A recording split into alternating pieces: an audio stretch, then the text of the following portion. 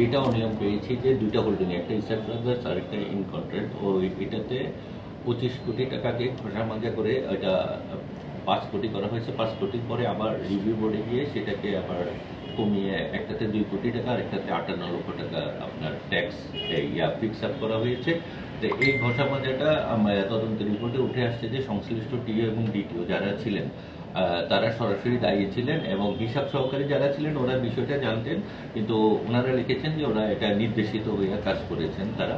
তো সেই কারণে যেহেতু এটা প্রমাণিত হয়েছে, ইনস্ট্যান্ট আমরা যে কর্মরত দুইজন টিও, একজন হচ্ছে দায়িত্বপ্রাপ্ত নুরুল করিম, আর একটা হলো আপনার জয়প্রকাশ সেন ডিটিও, ওদেরকে আমরা ইমিডিয়েটলি সাসপেন্ড করেছি। সাসপেন্ড করে বিভাগীয় ব্যবস্থা নেওয়া হয়েছে এবং তাদেরকে 10 দিনের মধ্যে, মানে বিভাগীয় ব্যবস্থার একটা সরকারি রুলস আছে। প্রথম রুলসটা হচ্ছে 10 দিনের একটা কারণ দর্শানোর নোটিশ দিতে হয়। আমরা 10 দিনের কারণ দর্শানোর নোটিশটা দিয়েছি।